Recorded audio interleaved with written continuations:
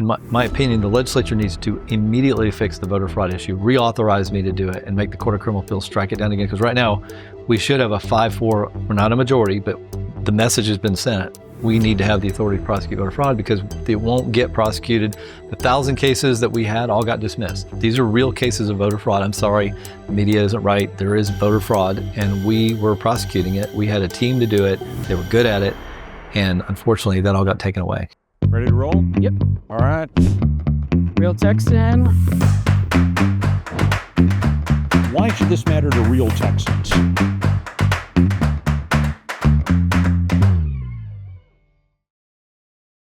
Thanks for joining this Real Texans conversation.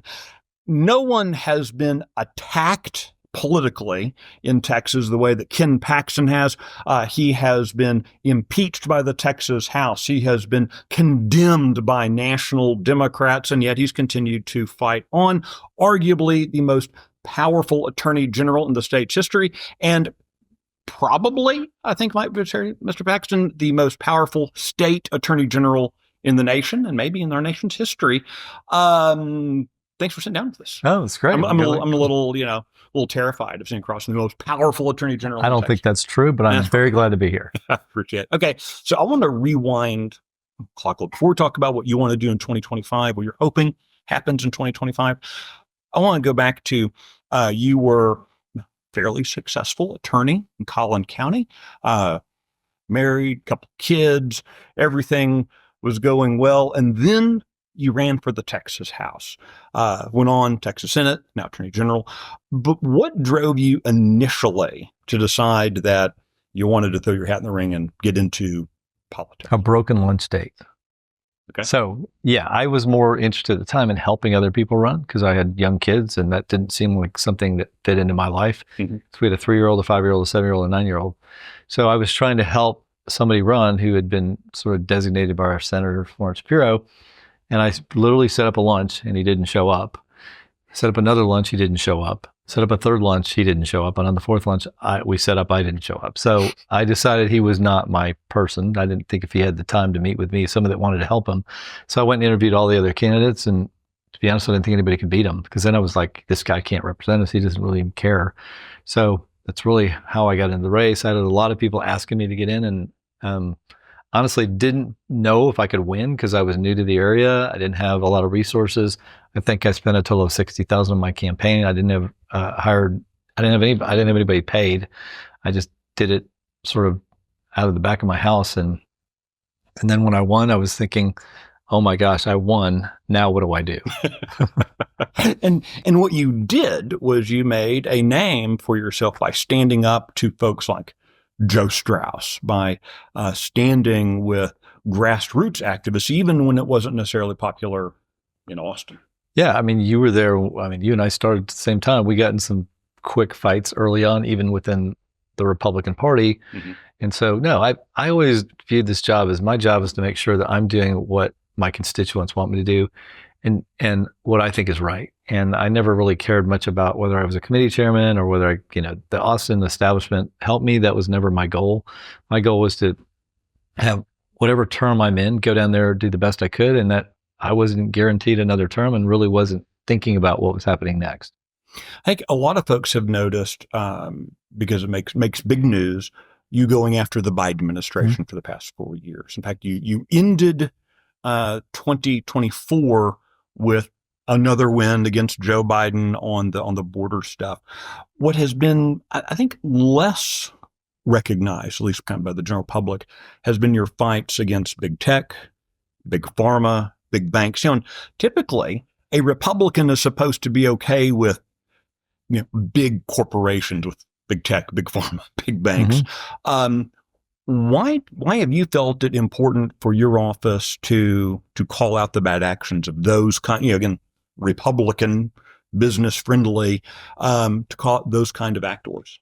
So my first term, we were actually suing another guy, Barack Obama. Right. And then he was leaving, Trump was coming in, and I had heard over and over during my first term problems with big tech and issues. So we actually started sort of trying to understand that. I ended up in Palo Alto a lot, just researching what are these big tech companies doing.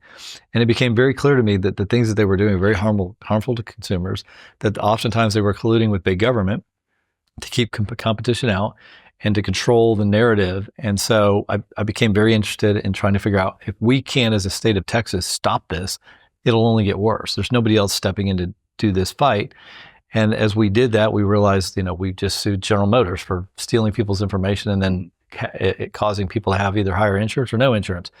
We've seen with big banks that they are colluding to stop the production of energy, which only hurts Texas and only hurts consumers and only hurts Americans. So, in fact, you just had a big win with Wells Fargo pulling out of a big international kind of Green New Deal kind of agreement. Yeah. So fortunately, the legislature gave me a tool, which they basically said the Attorney General can oversee whether banks can do certain types of business, issue debt, which is a big business in Texas for governmental entities. It's billions of dollars. And all these big banks like to make money, I think. And so many of these banks have joined the Net Zero Banking Alliance, most all the big banks. And the Net Zero Banking Alliance, the goal is to eliminate energy production, fossil fuels, oil and gas, some of which are very clean burning. And in my view, that is a violation of what the legislature wants. And they gave me the authority. So we went to Wells Fargo and other big banks and said, hey, we are investigating you to see if we believe you are violating what the legislature said you shouldn't violate, which is you are discriminating against the oil and gas industry. And in our view, and I told Wells Fargo this, it was probably 4 or 5 months ago, they said, well, how can we get out of the investigation because it's hurting our business? And I said, you can get out of the investigation by getting out of the Net Zero Banking Alliance, and that's your only way out, or you are going to have a problem. Well, they came back right before Christmas, said, we're out. And I knew it would take the leadership of somebody, and it did. And then all of these other banks, all the major banks now have, I think JP Morgan just was the final big bank to leave, but most of the big banks have now left the Net Zero Banking Alliance, which is what we were requesting. So it's a big victory because what I've noticed, the liberals pressure through stockholder organizations and through government trying to push their agenda, and we don't fight back. Well, we've got laws now that allow me to fight back, and we've done it. And this, in many ways, is the tool that Texas has in the Attorney General's office that many states don't have. I've talked to attorneys general from other states who, they've got 8 employees and a part-time clerk, kind of thing.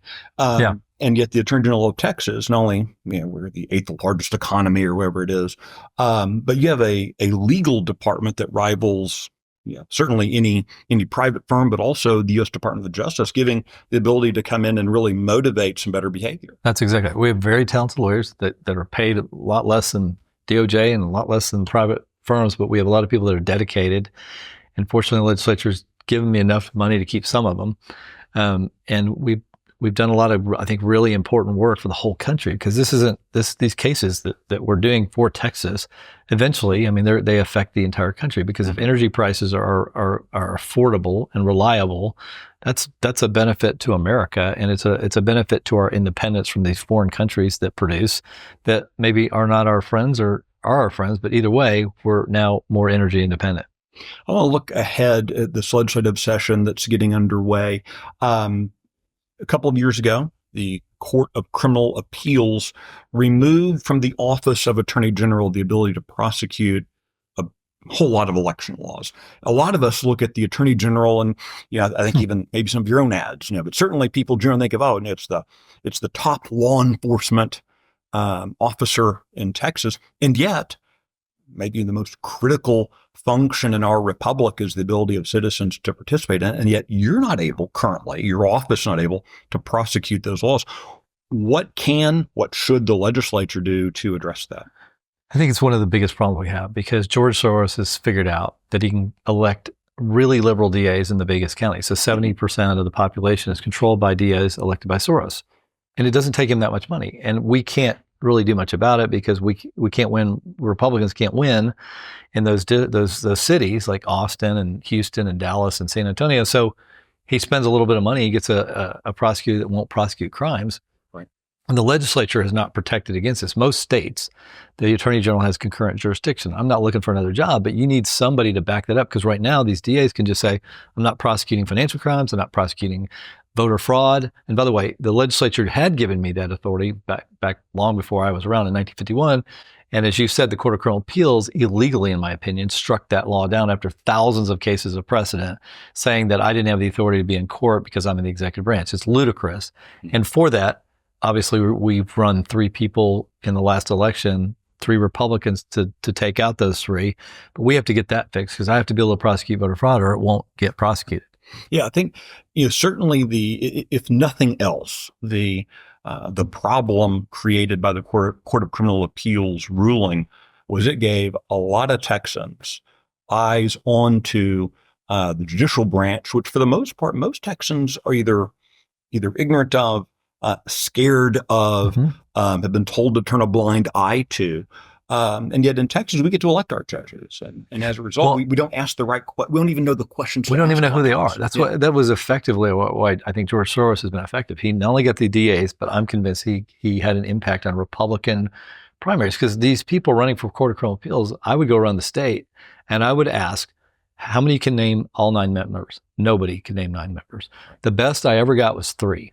Well, actually, I got one guy that knew 9, but he had been at my previous speech and heard all the 9. So yeah, nobody knew who they were. And so they used that to get these people elected.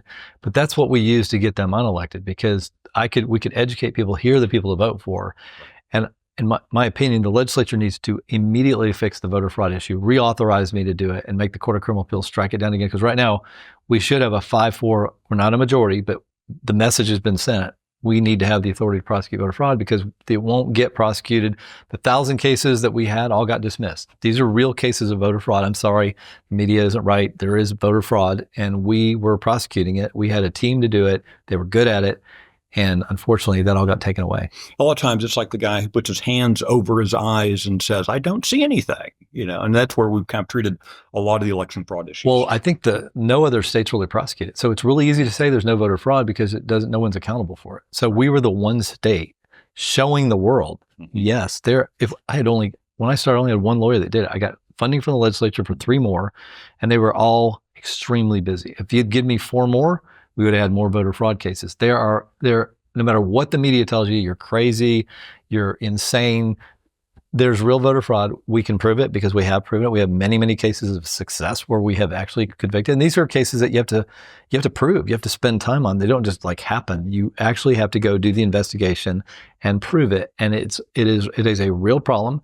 And if you don't have any threat of enforcement, we are going to have a lot more voter fraud. And George Soros knows that. The legislature, if they don't take this seriously, we will not keep a Republican state. A little bit ago, we were talking about your fight against big tech, big pharma, big banks. Talked about going against big government, which kind of leads to, and I want you to offer your opinion on this. I think a lot of us, I'll throw myself into this camp, feel like that was really the reason you were impeached back in 2023, was your willingness to go after deep-pocketed interests who've been allowed to kind of skate by. Do you disagree with that? No. I think, I'm hoping that there are changes in Texas for lawsuit reform, but they were clearly didn't want business to be held accountable anyway at the time. And any kind of thing that a business wanted to do, as long as they paid back what they did, if they did something wrong, they didn't have to be accountable to the general population who couldn't afford to sue them. So we had the combination of business interests, like you're talking about, big tech, big pharma.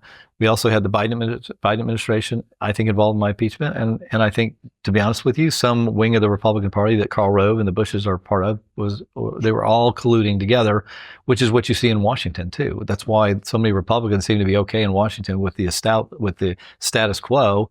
Let's just keep doing the same old thing, and as long as we all take care of, everything's good. But that's not, in my opinion, doesn't work to take care of our constituents. Dan Patrick, our lieutenant governor, has talked about the need for impeachment reform, reforming the processes involving impeachment as the most recent object of that Yes. of that fearsome duty. What What reforms would you like to see kind of included in the mix? Well, I mean, part of it is we have some existing law that would have protected. We have due process requirements. We have requirements to swear in witnesses. We have requirements that you can't knock somebody out of office for things that the voters knew and they voted on. The politicians took this over and they threw all of that out. So you can reform all you want, but if you don't follow the existing laws, which were not followed this time, then it doesn't matter. But I do think it's really unfair that they can kick you out in 3 days with no notice, and without any due process and without any proof, with just probable cause that they make up. It doesn't seem right that you are banished from a position you've been elected by millions of Texans.